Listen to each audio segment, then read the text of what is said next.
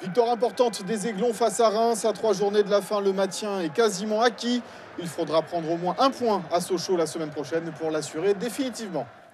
Bonsoir à tous, très heureux de vous retrouver sur le plateau du débrief sur Azur TV. Nous sommes en compagnie de notre consultant Christophe Mélin. Salut Christophe. Salut Mika, bonsoir à tous. Bien bronzé, ça se voit que les plages sont ouvertes sur la côte d'Azur.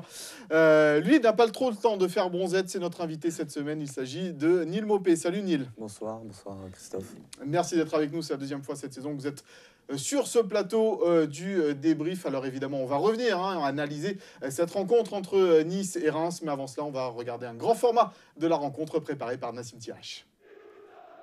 C'est parti, le coup de sifflet de Monsieur Bien, la 35e journée de Ligue 1. L'OGC Nice accueille le Stade de Reims.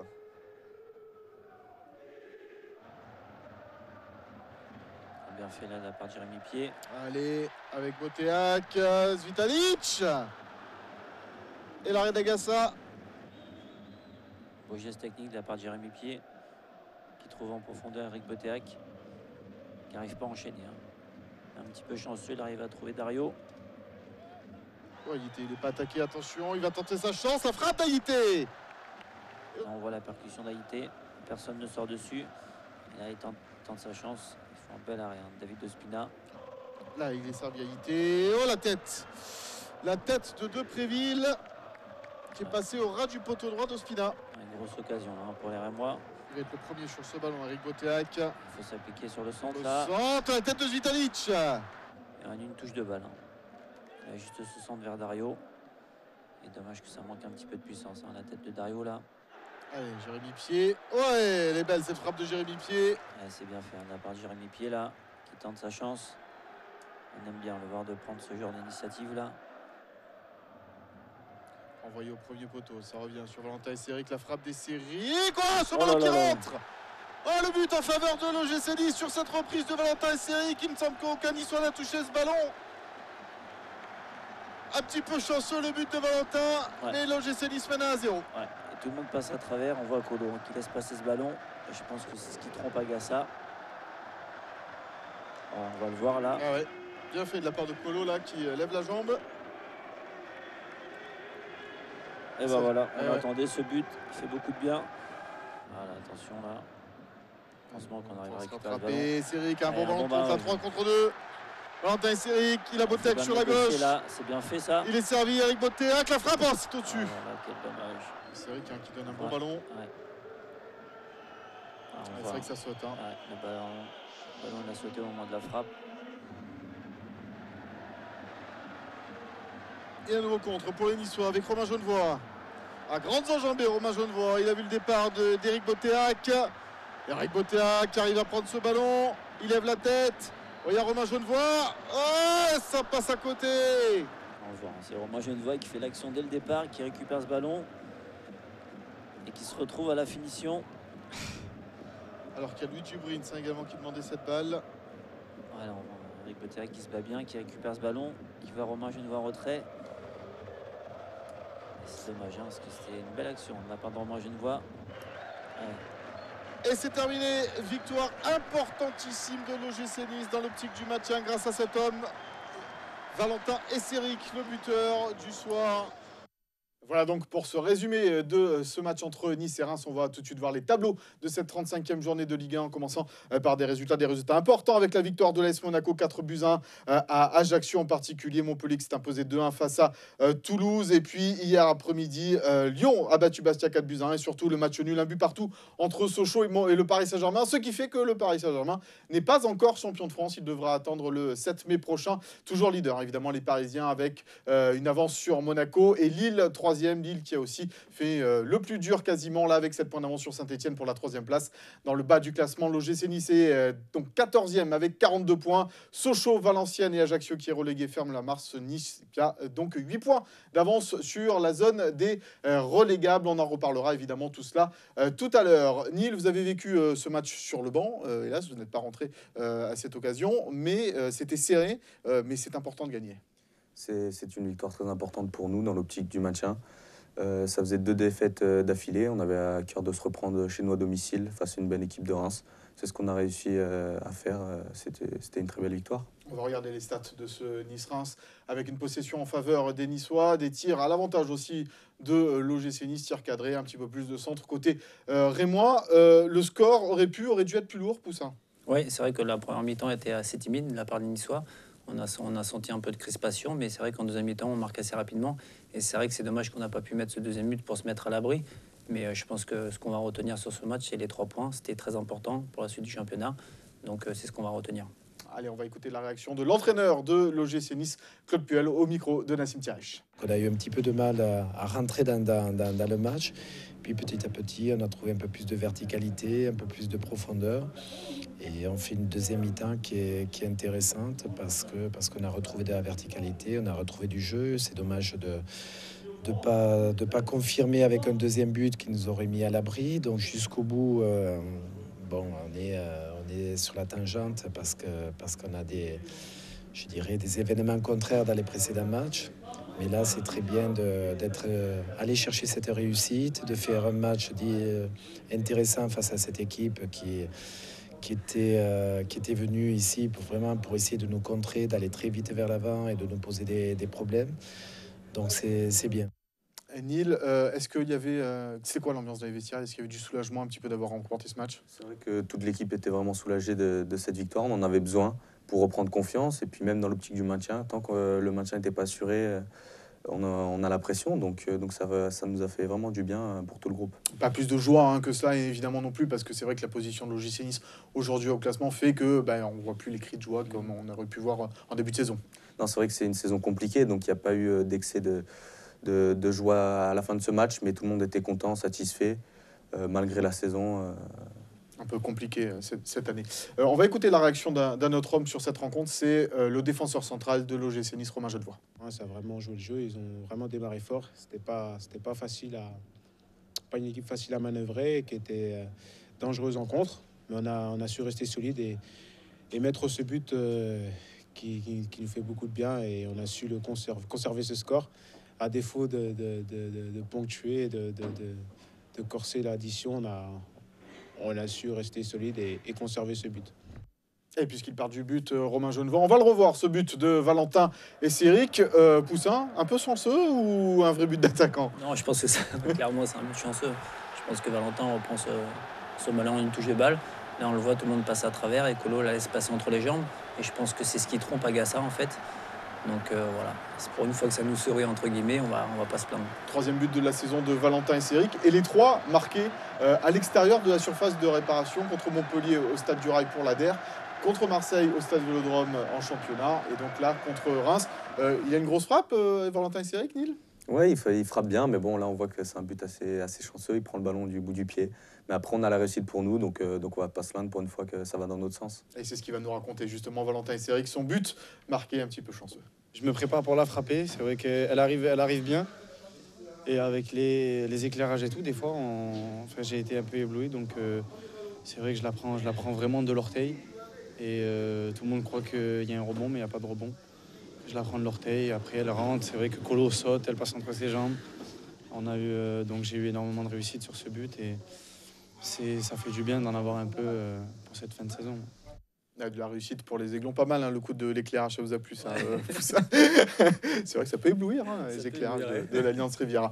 Alors, Valentin et Céric est le buteur, mais l'homme du match, évidemment, côté niçois, c'est Romain Genevois. Gros match de la part du défenseur central, une fois de plus, et on lui consacre donc le Poussinaille de la semaine.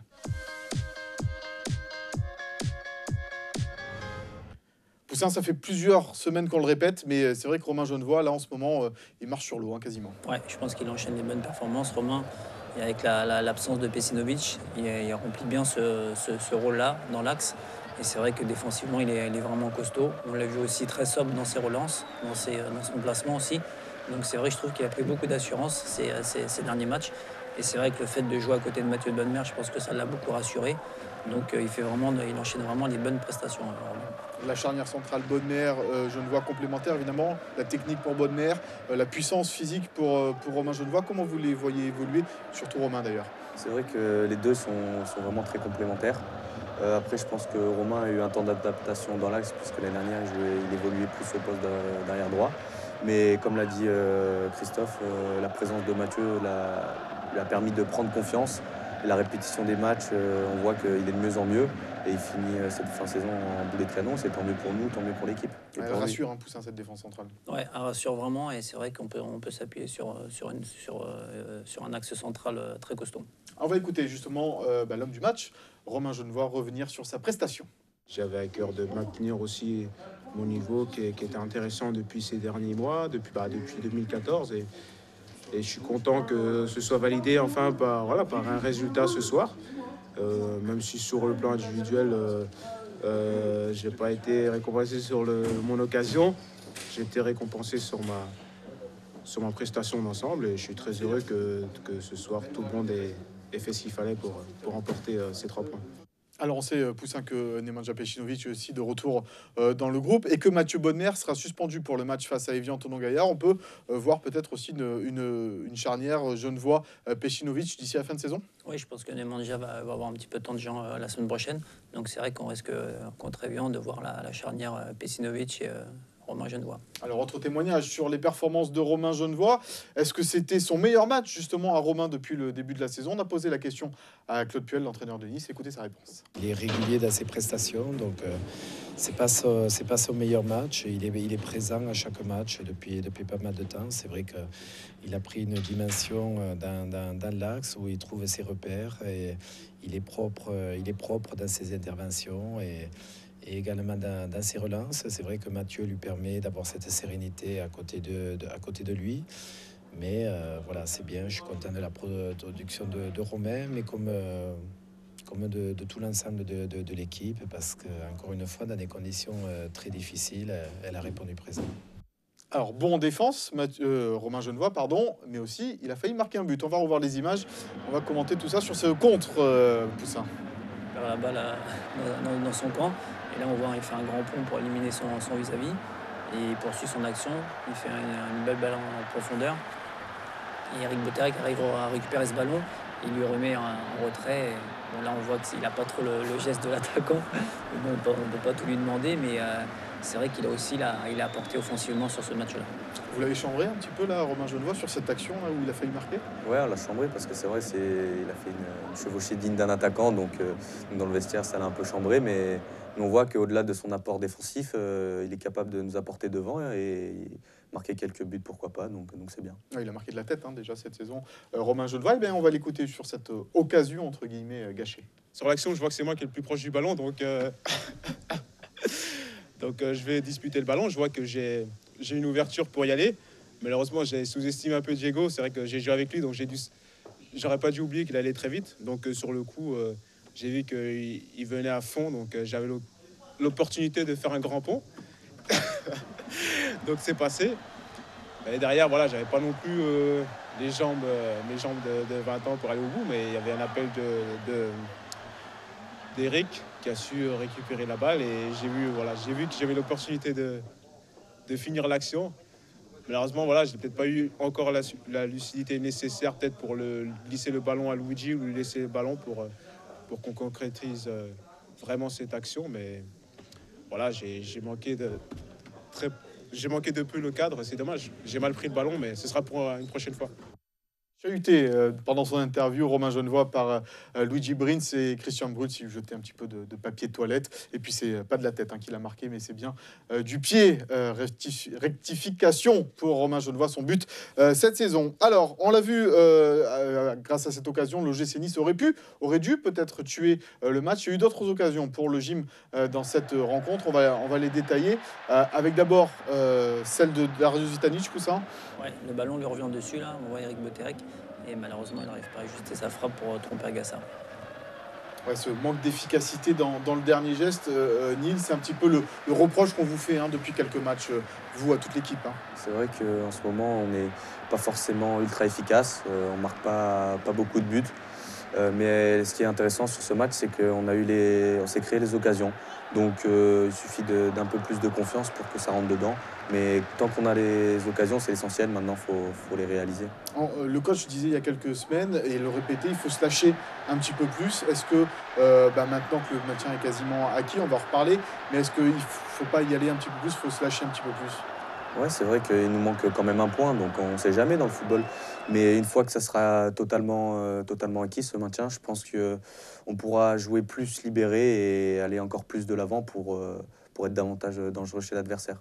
On va écouter votre entraîneur Claude Puel justement au sujet de ce manque de réalisme niçois. Bon match d'ensemble, une victoire à la clé, même si on aimerait toujours qu'elle soit un peu plus large parce qu'on a eu pas mal de possibilités, notamment en deuxième mi-temps. Mais globalement, on a été très solide sur un aspect défensif. Bon, on a su également, comme je disais, faire ce jeu. Alors, on en parlait en début d'émission. Maintien ou pas pour l'OGC Nice. On va revoir le classement, le bas du classement de cette Ligue 1. L'OGC Nice est 14e avec 42 points. Sochaux, le premier relégable, à 34 points. Donc 8 points d'avance pour les Aiglons. C'est quand même pas mal à 3 journées de la fin. Evian-Tonon-Gaillard, 38 points. Guingamp, 38 points. On va regarder également le calendrier des adversaires de l'OGC Nice. Et on va voir que Nice va à Sochaux, va à Evian et reçoit Lyon. Calendrier compliqué. Pour Evian, déplacement à Reims, reçoit Nice, va à Sochaux. Là, ça peut se jouer sur le dernier match Sochaux-Evian. Sochaux reçoit Nice, va à Rennes, reçoit Evian. Et enfin, Guingamp va à Monaco, reçoit Toulouse, va à Marseille. Je vais vous poser la question à tous les deux. Nîmes, maintien acquis ou pas? Non. Mathématiquement, tout est possible. Donc il nous manque un point. On a à cœur d'aller chercher dès le week-end prochain, mais tant que ça ne sera pas fait mathématiquement, on ne peut pas dire qu'il est acquis.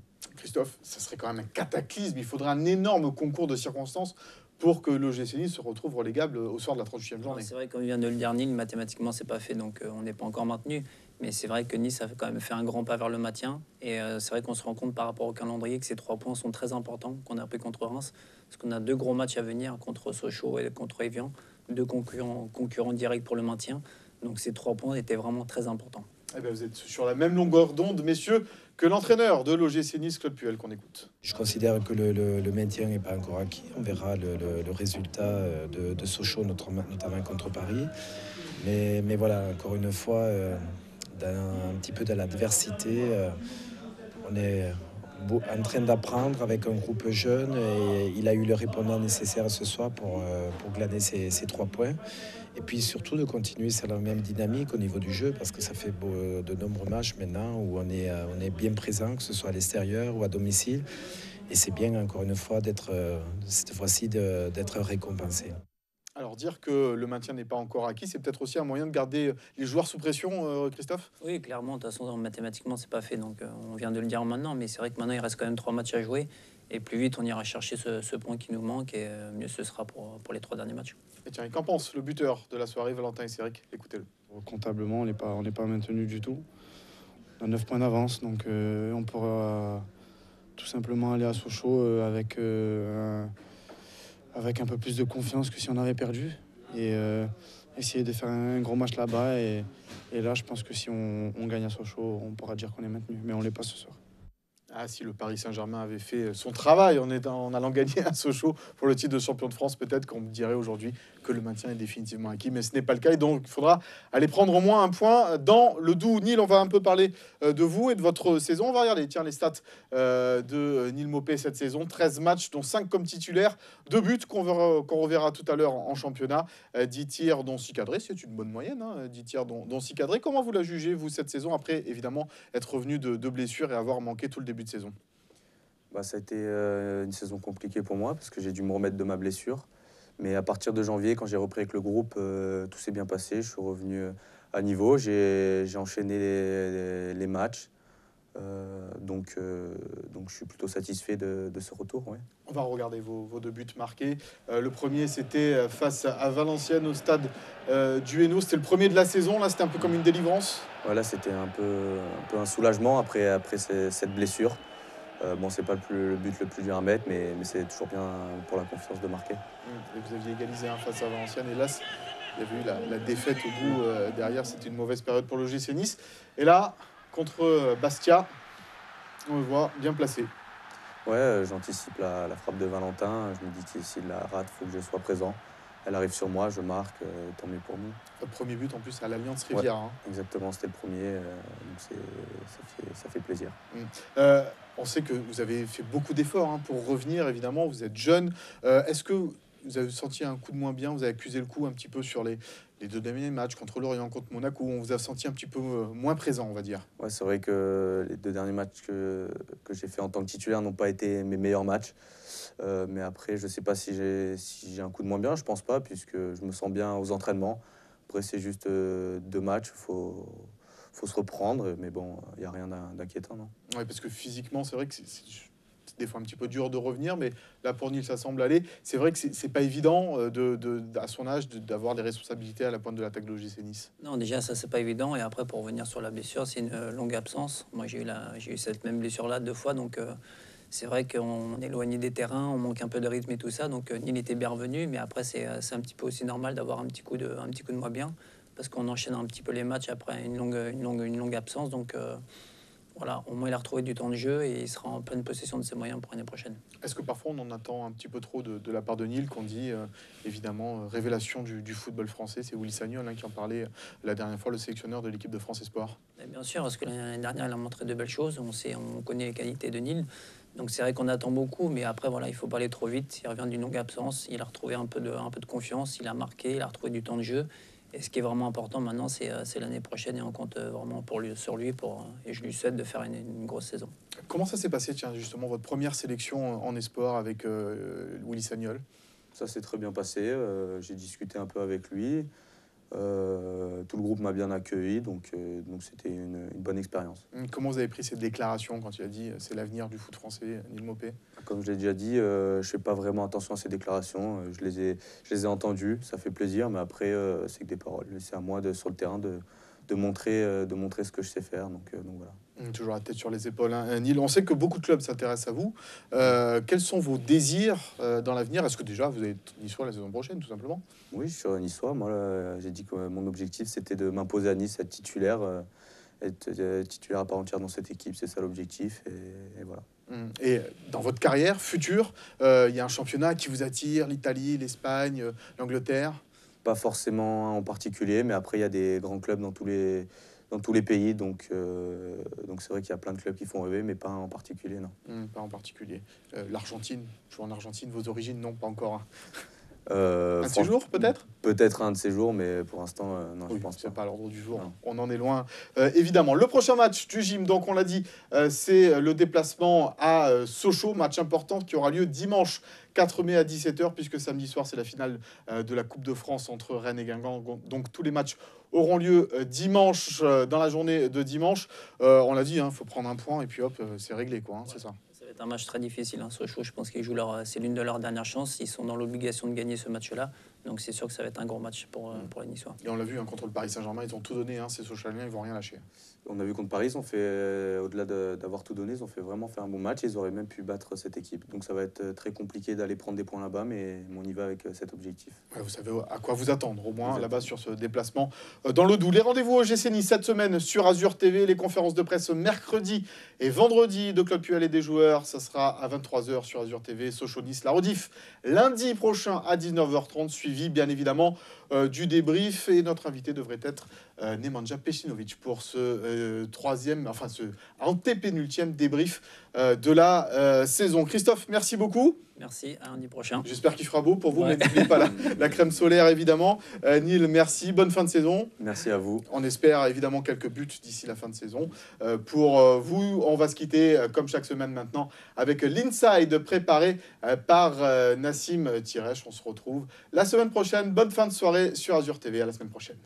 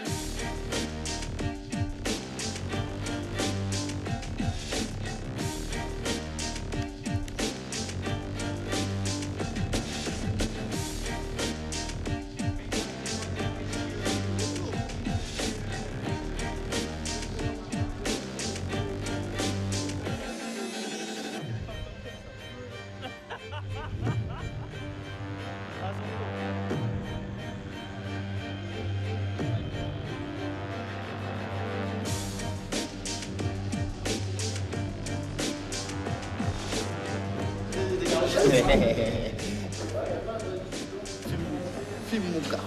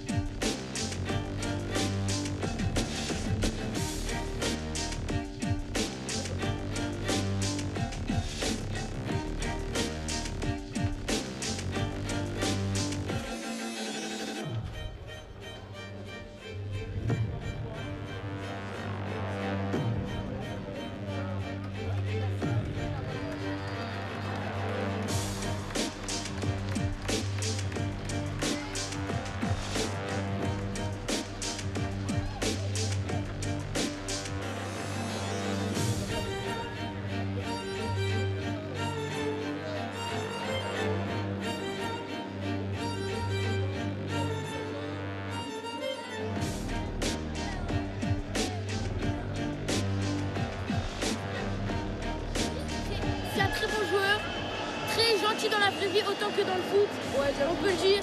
Et puis il a le premier maillot. Hein. J'espère qu'il va nous donner le maillot. Je vais nous le passer. Hein. Un Romain.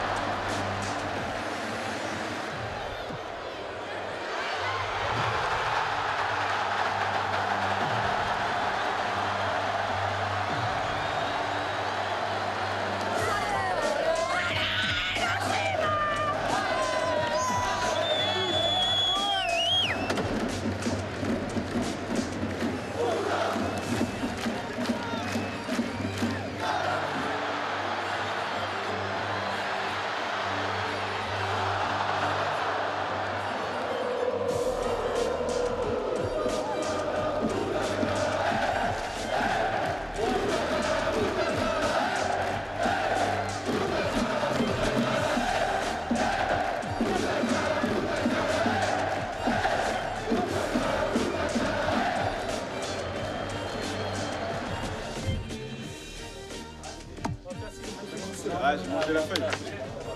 Je fais 2 touches. S'il marque, j'arrête le foot.